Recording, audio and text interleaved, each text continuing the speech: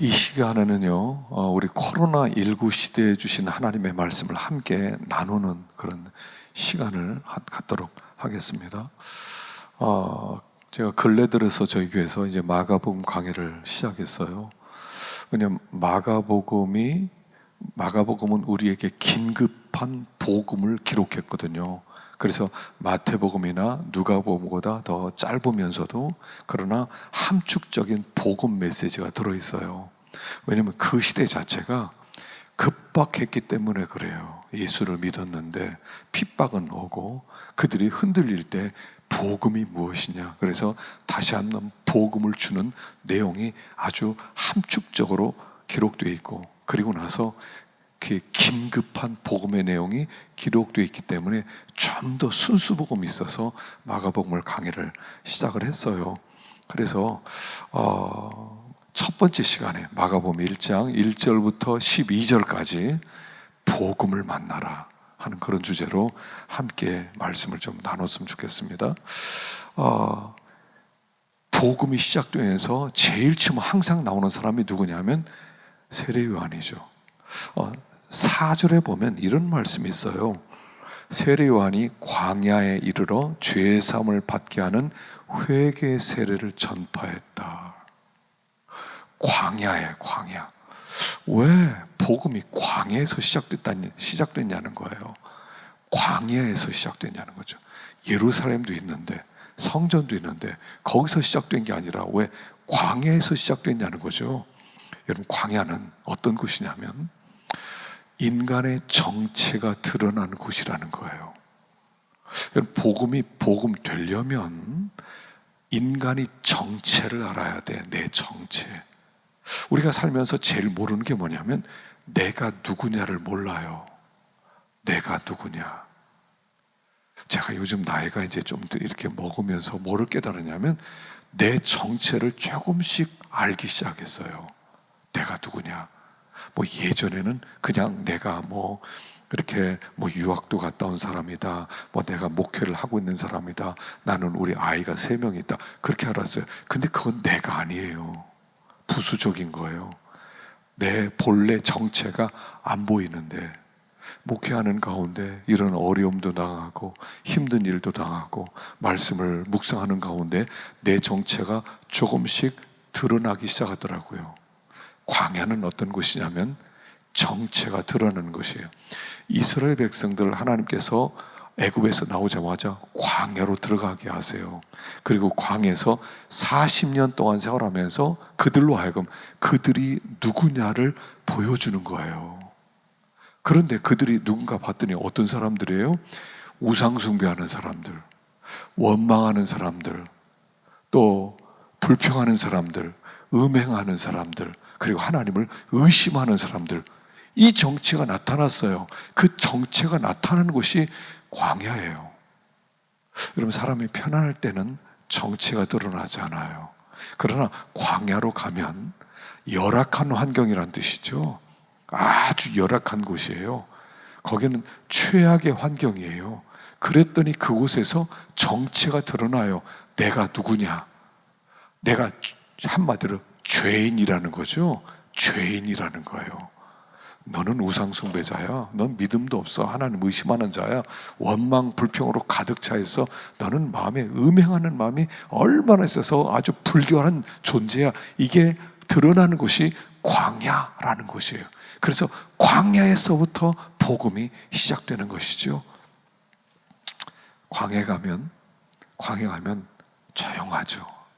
아무 소리도 들리지 않아요. 광야는 침묵하는 곳이에요. 그래서 우리가 여러분 침묵을 배우셔야 돼요. 제가 지난번에 가톨릭 대학교에서 어떻게 이 사제 교육을 시키는지 이렇게 유튜브로 한번 봤거든요. 봤더니 1학년 때 가톨릭 대학교에 들어가잖아요. 이제 공동체 생활하는데 다 무조건 기숙사 생활이에요. 그런데 저녁 6시부터 아침 6시까지는 침묵이에요. 말을 못해요. 밥 먹기 전까지는. 아니, 이게 제일 좋은 시간에 저녁 밥 먹고 친구들하고 또 도란도란 얘기도 할 수 있잖아요. 말을 못하게 만드는 침묵의 시간이 있어요. 하루에 12시간 동안 식사하면서 그때부터 막 풀려서 대화도 나눠요. 뭐냐면 침묵하는 가운데 자기를 보라는 거죠. 내면을 들여다보라는 거예요. 절에도요, 무건수행이라는 게 있어요. 무건수행은 뭐 몇 달 동안 말을 안 하는 거예요. 몇 년 동안 말을 안 하는 거죠. 무건수행하는 거예요. 내면을 들여다보는 거예요.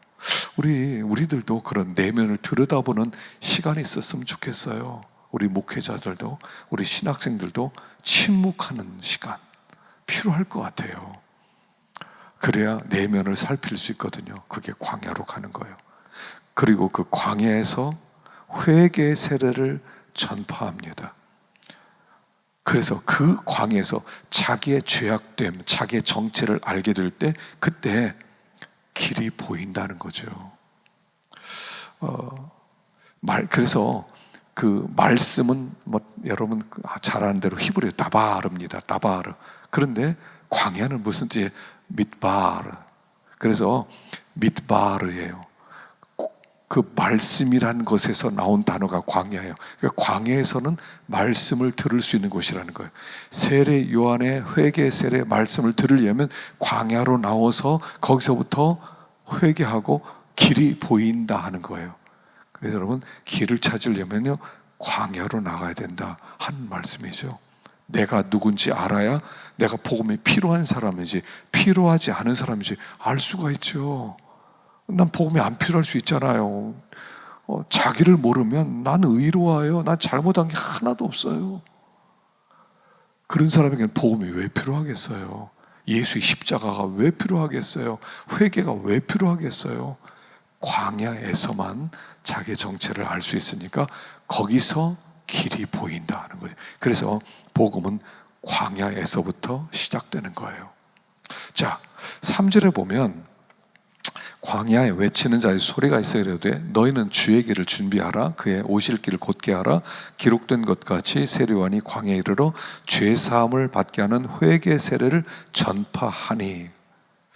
세례요한은 제사장의 아들이었어요. 그러니까 제사장의 아들이기 때문에 그는 제사장이죠. 그러니까 그의 사역은 제사장은 30살 때부터 사역 시작해요. 세례요한은 30살 때부터 이 제사장 사역을 시작하게 됩니다. 근데 이 세례요한이 뭐를 외치냐면 너희는 주의 길을 예비하라. 그의 오실 길을 곧게 하라. 자, 세례요한이 무슨 일을 하냐면 주님의 오실 길을 준비하고 듣는 백성들을 주님께 돌이키게 하고 이 주님이 오시는 길을 곧게 만드는 일을 했다는 거예요. 무슨 뜻이겠어요? 세례요한은 자기에게 주신 사명을, 본분을 분명히 깨달은 사람이라는 거예요. 자기에게 주어진 본분을 분명히 깨달은 사람이었다는 거예요. 그래서 저는 이렇게 생각해요. 저는 청년 세례요한 이렇게 이름을 붙여놨는데 청년이 무슨 뜻이냐? 청년이라고 하는 것은요 그냥 나이가 젊다 이런 뜻이 아니에요. 나이가 먹었어도 청년인 사람이 있고 젊은 사람도 노인인 사람이 있어요. 청년은 어떤 사람이냐? 사명을 발견한 사람이다. 세례요한은 자기가 이 땅에 왜 태어나고 무슨 일을 해야 될지를 알았던 사람이라는 거예요. 이 세례요한이요 이제 30될 때까지 빈들에 있었다고 그랬거든요. 광야에 살아서 어떻게 그럴 수 있어요?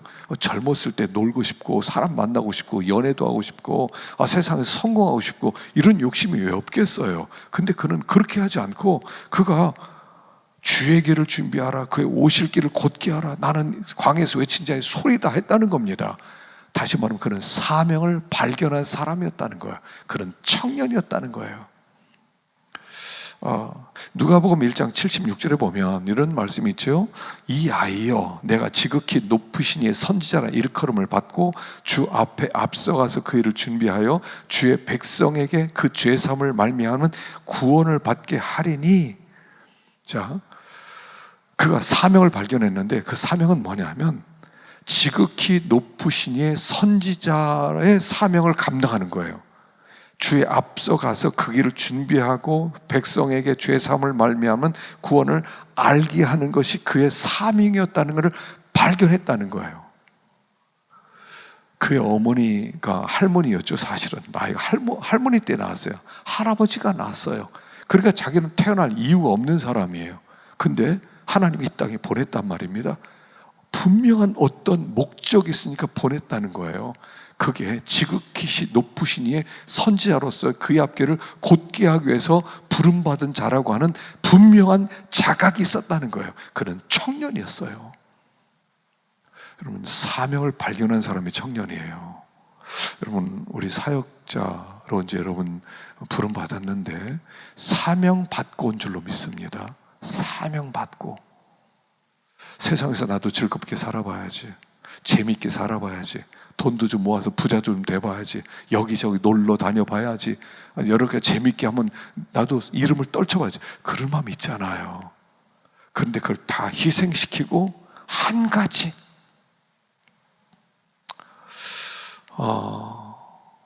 저는 이게 이제 제가 우리 사역자를 항상 생각하면서, 저도 목사잖아요. 과연 나는 사명을 따라가고 있는가? 난 아직까지 세상에 대한 욕심이 남아있지 않았는가? 늘 이런 마음이 있어요. 세상에서 즐겁게 살고 싶고, 재밌게 살고 싶고, 돈도 좀 벌고 싶고, 사람들에게 좀 알려주고 싶고, 그런 마음 왜 없겠어요? 그런데 그걸 따라가면 그 자체는 뭐냐면 생존을 위해 살아가는 거예요. 생존을 위해 살아가는 사람은 사역자가 아니에요. 청년이 아니에요. 노년이에요. 청년이란 사명에 깨어있는 사람이다 하는 것이죠. 그래서 왜 목회자들이 위대한 사람들이냐 하면 자기를 버렸기 때문에 위대한 사람이에요. 자기를 버리지 못했다면 위대한 게 아니에요. 나 배부를 거야, 큰 거에 목회해서 나 돈 많이 벌고 나도 떵떵거리고 나도 사람들에게 알려질 거야, 인기 좀 얻을 거야, 위대한 사람이 아니에요. 나는 몇 명을 목회하더라도 괜찮다, 어떻게 살더라도 괜찮다, 하나님이 보낸 그 사명 감당한다, 하나님이 드러내는 일을 하게 될 것이다, 그 사명에 눈뜬 사람이 위대한 사람이다 하는 거예요. 세리와는 그런 사명에 눈뜬 사람이었다 하는 것을 보여주는 것이죠. 자, 9절부터 보면 놀라운 말씀이 있어요. 그때 예수께서 갈릴리 나사렛으로부터 와서 요단강에서 요한에게 세례를 받으시고 물에서 올라오실 때 하늘이 갈라짐과 성령이 비둘기같이 자기에게 내려오심을 보시더니 하늘로부터 소리가 나기를 너는 내 사랑하는 아들이라 내가 너를 기뻐하노라. 예수님이 세례를 받고 나오실 때 하늘이 갈라졌어요. 이 갈라졌다는 얘기는 찢어졌다는 얘기예요. 찢어졌다. 이 찢어졌다는 이 똑같은 단어가 어디서 쓰여지냐면 성소 휘장이 찢어졌다 할 때 쓰여진 단어와 똑같은 단어예요. 찢어지는 거예요. 그냥 성령이가 하늘이 싹 갈라지면서 하나님이 다 성령이 임하고 그리고 하나님이 이는 내 사랑하는 아들이다. 이게 예사롭지 않은 구절이라는 거예요. 이게 무슨 뜻이냐면요, 창세기에서 하나님이 우주 만물을 창조할 때 성부, 성자, 성령이 함께 역사하셨던 것처럼 예수님의 구속 사역에도 성부, 성자, 성령께서 함께 역사하신 사건이다 하는 것을 보여주는 얘기예요. 뭐 삼일체를 증명한 구절이다 이런 뜻이 아니에요. 이거는 하나님의 창조 사역에 성부, 성자, 성령이 함께 역사했던 것처럼 구원 사역에도 성부, 성자, 성령께서 함께 역사하신 사건이다. 그래서 사도신경에 나온 게 그거죠. 우리가 창조주 하나님을 믿습니다. 그의 아들 예수 그리스도를 믿습니다. 성령을 믿습니다. 성부, 성자, 성령을 믿어요. 그분이 삼위 하나님이 합쳐서 우리의 구원을 완성했다는 것을 믿습니다 라는 뜻이죠. 근데 하늘이 찢어졌어요. 갈라진 게 아니라 저는 이게 좀 액티브하게 좀 번역했으면 좋을 뻔했는데 하늘이 찢어졌어요. 자, 하늘이 찢어졌다는 게 무슨 뜻이에요? 하늘이 땅으로 내려왔다는 뜻이죠. 성소 휘장이 성소와 지성소를 가로막았던 성소가 찢어진, 휘장이 찢어짐으로 말미암아 지성소가 성소 밖으로 나왔다는 뜻이잖아요. 지성소가 뛰쳐나왔어요. 하나님이 임재하시는 거룩한 곳이 뛰쳐나왔어요. 온 땅이 지성소가 되었다는 뜻이잖아요. 그러니까 하늘이 찢어졌다는 뜻이 뭐예요? 온 땅 위에 하늘로 충만하게 되었다, 이런 뜻이란 말이에요. 그 예수를 믿는다는 것은 뭐예요? 그 하늘의 세계, 찢어져서 이 땅에 임한 그 하늘의 세계 속으로 뛰어 들어가는 일이고, 그 하늘을 사는 일이 바로 예수 믿는 일이라는 거예요. 우리는 자꾸 이원화 시키고 있다고 그랬죠. 자꾸 이원화 시켜요. 그래서 땅과 하늘을 자꾸 나누어요. 땅에서는 이렇게 살지만 천국에서는 다를 거다. 아니에요. 그건 불교에서 말하는 거예요. 불교도 들어보니까 그렇게 말하지 않더라고요. 불교도 그렇게 얘기하더라고요. 여기가 극락으로 살지 못하면 극락 못 간다 그러더라고요. 여기서 비나이다 죄 짓고 살다가 뭐 극락 왕생 뭐 목탁 치면 극락 가는 게 아니더라만요. 보니까 그 철학을 가만히 보니까 기독교도 마찬가지예요. 하늘이 이 땅에 임했어요. 우리가 여기서 예수를 믿고 하늘로 뛰어 들어가는 거예요. 그 계시록에는 두 종류의 사람으로 나누죠. 땅에 거하는 사람, 하늘을 사는 사람. 땅에 거하는 사람, 땅을 목적으로 하고 육신을 목적으로 하고 땅에서 잘 되려고 하고 지나간 세상에서 뭔가 얻어먹으려고 하는 탕자 같은 삶, 그런 사람이 있는가 하면 땅에 있지만 하늘을 사는 사람들, 목적을 하늘에 두고 하나님의 말씀을 순종해서 하나님의 백성답게 살아가는 하늘에 거하는 사람들이 있더라고요. 너희가 다시 살리심을 받았으면 위의 것을 찾아라, 땅의 것을 생각하지 마라고 말하지 않습니까? 위의 것을 찾아라. 너희는 하늘에 속한 사람이다. 이 땅에 임한 하늘을 너희는 들어가서 살아가라 라고 말씀하는 것입니다. 우리는 하늘의 백성이라는 것을 가르쳐 주는 거예요. 자, 그런데 여기 하늘에서부터 소리가 나요. 너는 내 사랑하는 아들이라 내가 너를 기뻐하노라. 무슨 뜻이에요? 하나님이, 성부 하나님이 성자 예수님을 향해서 너는 내 사랑하는 아들이야, 내가 너를 기뻐해. 여러분, 이건 뭐냐면 성부, 성자, 성령께서 삼일체 하나님은 영원한 기쁨 가운데 거하시는 분이었다는 것을 보여주는 거예요. 성부, 성자, 성령께서는요 삼위 하나님이세요. 그분은 존재와 그분은 영광과 그분은 본질과 그분의 기쁨 다 동일하세요. 근데 영원전부터 삼위 하나님은 너무 충만하신 분이고 너무 서로를 기뻐하는 분이세요. 예수님은 하나님을 너무 기뻐하고, 하나님은 예수님을 너무 기뻐하고, 성령님은 예수님을 기뻐하고, 또 성부 하나님은 성령 하나님을 기뻐하고, 기쁨으로 충만한 분이었다는 걸 보여주는 구절이에요. 여러분, 삼일체 하나님은 기쁨 가운데 거하는 분인데 그분이 이 땅에 오셔서 무슨 일을 하려고 하세요? 이 땅에 오셔서 그 삼일체 하나님의 그 기쁨을 우리도 누리게 하기를 원하신다 하는 뜻이에요. 신앙생활은 뭐냐면 목적이 기쁨이에요. 기쁨 주기 원하세요. 그래서 우리가 기뻐하는 것처럼 너희들도 기뻐하게, 요한 1서에도 나오고 요한복음에도 나오고요. 그 기쁨은 어디서요? 하나됨에서 나오는 거죠. 하나됨.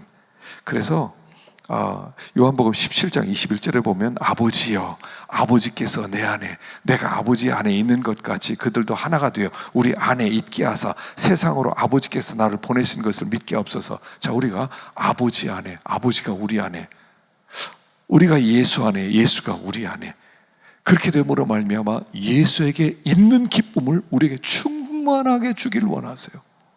그 신앙생활은요 목적이 기쁨이에요. 기쁨이에요. 거룩이 기쁨이에요. 거룩과 기쁨을 자꾸 나누려고 그러는데 아니에요. 거룩이 기쁨이고 기쁨이 거룩이에요.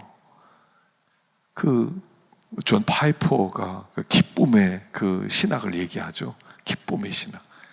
천지창조의 목적은 하나님의 기쁨에 동참케 하는 것이다. 어떤 환경에서든지 우리가 기뻐할 때 하나님께 영광을 돌린다, 하나님의 영광을 받으신다, 이런 일들을 통해서 기쁨 신학을 얘기하거든요.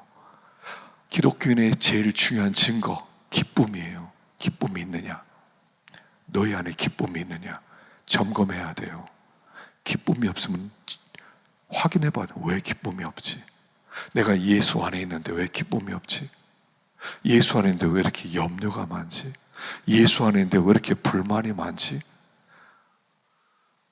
그 성부, 성자, 성령 하나님 기쁨의 세계 속으로 뛰어 들어가는 일, 이게 믿음이거든요. 믿음의 세계예요. 그게 믿음의 세계는 성부, 성자, 성령 안으로 들어가서 녹아져서 하나 되는 것, 성부, 성자, 성령과 하나 되어 살아가는 것, 세상과는 간 곳 없고 구속한 주만 보이는 곳, 그게 구원이거든요. 구원은 기쁨이에요. 기쁨이 항상 충만합니다. 항상 충만합니다. 우리 안에 기쁨 충만이에요. 기쁨 충만. 그래서 우리 안에 그 기쁨이 있느냐, 기쁨이 있느냐, 그걸 확인하셔야 돼요. 그게 구원의 목적이기 때문에 그래요. 여러분, 이 성삼위 삼위 하나님이 예수님이 세례받을 때 나타난 사건은 엄청난 계시적 사건이에요. 저는 이 말씀 깨닫는데 20년 걸렸어요. 20년이 뭡니까? 성경 읽을 때부터 이 말씀이 무슨 말씀이지? 왜 여기에 이런 말씀이지? 그랬는데 이게 이번에 강의하면서 깨달아졌는데, 이걸 가르쳐준 분이 누구냐면 팀 켈러예요. 팀 켈러. 팀 켈러가 마가복음 강해를 썼는데, 그 마가복음 강해라고 하지 않고 왕의 십자가라는 주제로 해서 마가복음 강해를 냈어요. 제가 자료를 좀 수집하다가 팀 켈러가 마가복음 강해를 왕의 십자가라는 걸로 했기 때문에 몇 해 전에 구입해 놓았거든요. 우연히 보다 보니까 이 부분을 명확하게 설명을 했더라고요. 기쁨의 하나님을 우리에게 알려주시고 우리도 기쁨의 세계로 부르기 위함이다. 제가 충격을 받았어요.